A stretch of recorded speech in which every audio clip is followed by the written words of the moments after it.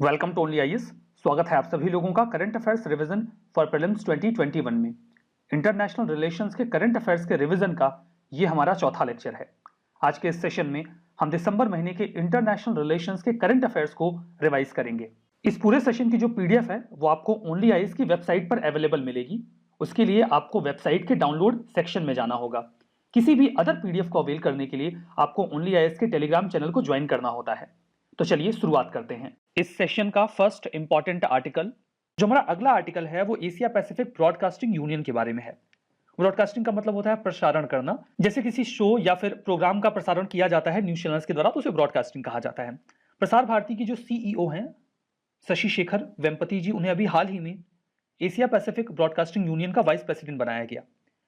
अब Asia Pacific broadcasting union है क्या? ये एक non profit, non governmental, non political professional association है जहां पर दुनिया भर के ब्रॉडकास्टिंग ऑर्गेनाइजेशंस मेंबर बने हुए हैं। 1964 में बनाया गया था। हेडक्वार्टर मलेशिया के या सेक्रेटेरिएट मलेशिया के कोलालमपुर में है। मेंबर्स देखिए इसके 272 मेंबर्स हैं 76 कंट्रीज से। इस वजह से ये दुनिया का सबसे बड़ा ब्रॉडकास्टिंग यूनियन बन जाता है और ये वर्ल्ड ब्रॉडकास्टर्स यूनियन का भी मेंबर है। जो हमारा अगला आर्टिकल है वो बेटर देन कैश अलायंस के बारे में है। कॉन्टेक्स्ट क्या है? अभी हाल ही में इंडिया और United Nations based better than cash alliance, इन दोनों लोगों ने मिलकर एक joint peer learning exchange organize किया था। अब जैसा कि नाम से स्पष्ट है, better than cash alliance, alliance है मतलब कई सारे लोग इकट्ठा मिलकर इस अलायंस को बनाते होंगे। बेटर देन कैश मतलब यहां पे डिजिटल पेमेंट वगैरह का कुछ सिस्टम होगा, क्योंकि ये कह रहे हैं something that is better than cash. तो ये जो पीयर लर्निंग एक्सचेंज इन्होंने किया है, पीयर कौन होते हैं? पीयर का मतलब होता है हमारे दोस्त, सगे संबंधी या हमारे जानकार। अब यहां पर जो इंडिया है, हमारे प्राइम मिनिस्टर या प्रेसिडेंट के दोस्त या जानकार तो जाएंगे नहीं। यहां पर कुछ इंस्टीट्यूशंस होंगे, ऑर्गेनाइजेशंस होंगे जो इस दिशा में काम कर रहे होंगे।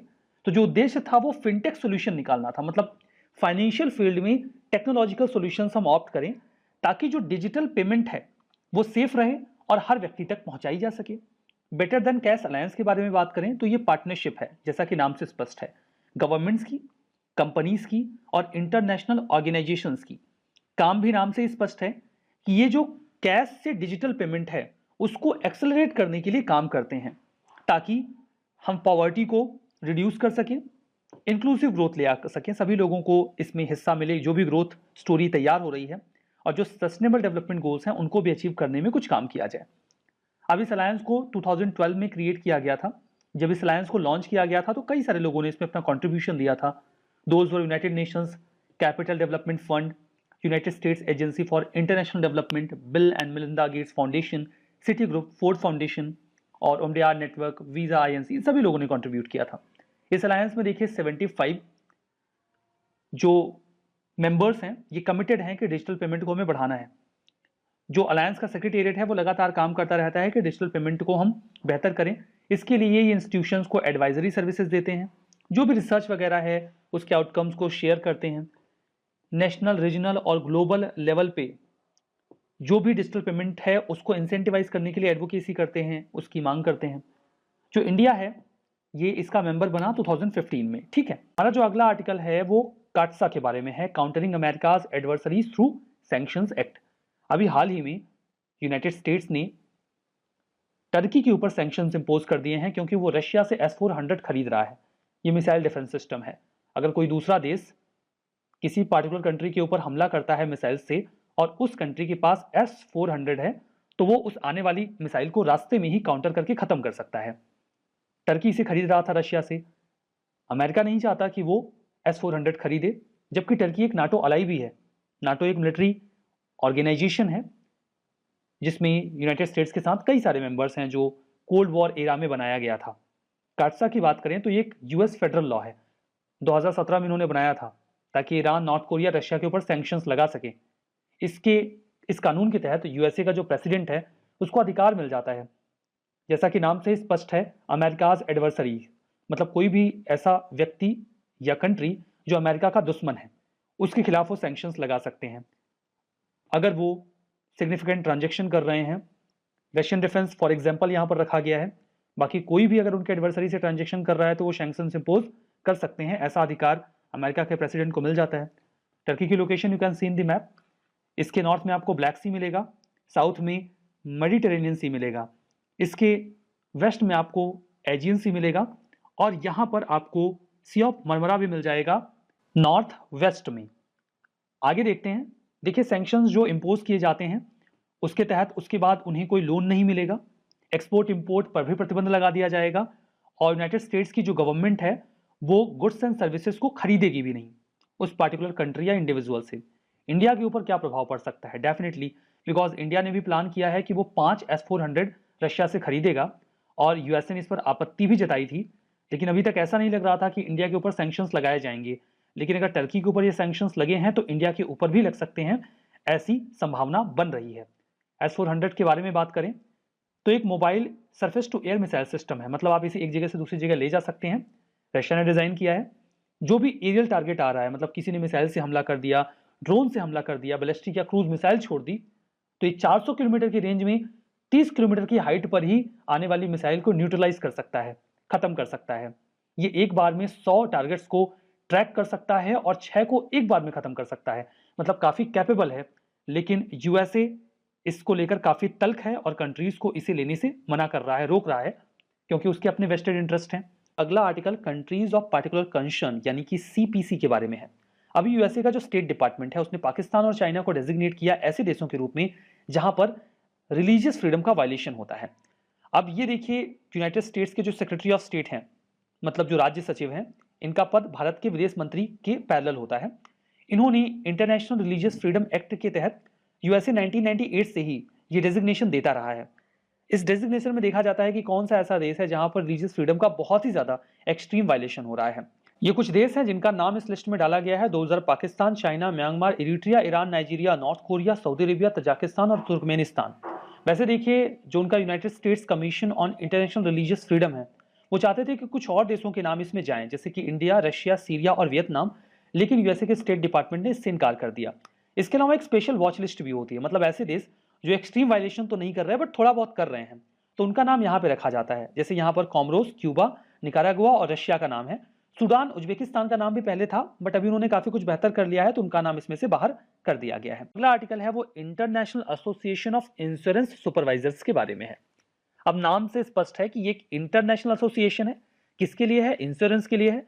सुपरवाइजर है, मतलब सुपरविजन करेंगे कि बढ़िया से चल रहा है कि नहीं चल रहा है।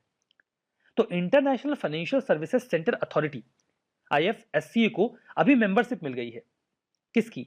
IAIS की, यानी कि international association of insurance supervisors की। अब ये IAIS है क्या? देखिए, एक वॉलंटरी मेंबरशिप ऑर्गेनाइजेशन है जो वेरियस इंश्योरेंस स्टेक होल्डर्स हैं वो अपनी इच्छा से जाकर इसका हिस्सा बनते हैं। लेकिन ये 200 जुरिस्डिक्शन में फैला हुआ है, मतलब इसमें देश और जो सेमी ऑटोनोमस टेरिटरीज है वो सब आ जाती हैं। 97% जो दुनिया का इंश्योरेंस प्रीमियम दिया जाता है वो इस पूरे ऑर्गेनाइजेशन की मेंबरशिप में कवर हो जाता है। 1994 में इसे फाउंड किया गया था। हेडक्वार्टर स्विट्जरलैंड के बेसेल में है।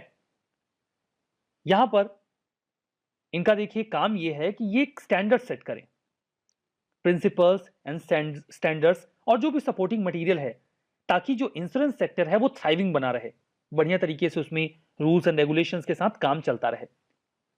ये देखिए, एक फोरम प्रोवाइड करवाते हैं जहां पर वेरियस स्टेक होल्डर्स जो इंश्योरेंस मार्केट से जुड़े हुए हैं वो अपने एक्सपीरियंसेस वगैरह को भी शेयर कर सकते हैं। सिग्निफिकेंट है ये ऑर्गेनाइजेशन, महत्वपूर्ण है। इसीलिए G20 के लीडर्स अक्सर इस ऑर्गेनाइजेशन को हेल करते हैं कि ये अच्छा काम कर रहे हैं और बाकी जो इंटरनेशनल स्टैंडर्ड सेटिंग बॉडीज हैं वो भी इसका जिक्र करती रहती हैं। हमारा अगला article Organisation of Islamic Cooperation के बारे में है। अभी हाल ही में इंडिया ने OIC ने जो एक रेफरेंस दिया जम्मू एंड कश्मीर का, जब उनकी 47th council of foreign ministers का सेशन हो रहा था, उस टाइम पे उन्होंने एक रेजोल्यूशन पास किया था जहां पर जम्मू एंड कश्मीर का जिक्र किया गया था और इंडिया ने जो भी अपना स्टैंड जम्मू एंड कश्मीर के इश्यू पर मेंटेन किया हुआ है उसको क्रिटिसाइज किया गया। तो इंडिया ने इस पूरे इवेंट पर OIC को फटकार लगाई और उनके पूरे क्रिटिसिज्म को पूरी तरीके से स्ट्रांगली रिजेक्ट किया बाई साइटिंग कि ये इंडिया का इंटरनल अफेयर है। ये भी कहा गया कि एक पार्टिकुलर कंट्री इंडिकेटिंग पाकिस्तान वो इस पूरे ऑर्गेनाइजेशन का इस्तेमाल अपने हितों को साधने के लिए कर रहा है। OIC की बात करें तो ये एक इंटरनेशनल ऑर्गेनाइजेशन है। इसका प्राइमरी ऑब्जेक्टिव तो ये है कि जो भी मुस्लिम वर्ल्ड है, मुस्लिम देश हैं, उनके हितों को सुरक्षित किया जाए, इंटरनेशनल लेवल पे पीस एंड हार्मनी को स्टैब्लिश किया जाए। इसका ओरिजिन 1969 में है, जब उस समय जेरूसलम में एक मस्जिद हुआ करती थी अल अक्सा, उसके ऊपर हमला हुआ था। तो उसके बाद इस पूरे ऑर्गेनाइजेशन को बनाया गया था इस्लामिक कंट्रीज के इंटरेस्ट को फुलफिल करने के लिए। ये second largest intergovernmental organisation है आफ्टर यूनाइटेड नेशंस। 57 देश हैं इसके मेंबर, जिसमें 47 कंट्रीज तो ऐसी हैं जहां पर मुस्लिम्स मेजोरिटी में हैं। कुछ कंट्रीज को ऑब्जर्वर स्टेटस भी दिया गया है, 2000 Bosnia and Herzegovina, central African Republic, Thailand, Russia और टर्किश सेपरेट स्टेट। देखिए, टर्किश सेपरेट स्टेट जो है वो साइप्रस का नदर्न पार्ट है, जिसको केवल टर्की ही रिकॉग्नाइज करता है पूरी दुनिया में, और कोई रिकॉग्नाइज नहीं करता एज ए सॉवरेन कंट्री या सॉवरेन स्टेट। जो ओआईसी है उसका हेडक्वार्टर सऊदी अरेबिया के जेदा में है। ओआईसी का के पास एक परमानेंट डेलीगेशन भी है जो यूनाइटेड नेशंस और यूरोपियन यूनियन में कार्यरत रहता है। ओआईसी और इंडिया काफ़ी सिग्निफिकेंट रिलेशनशिप में है हाल फिलहाल में।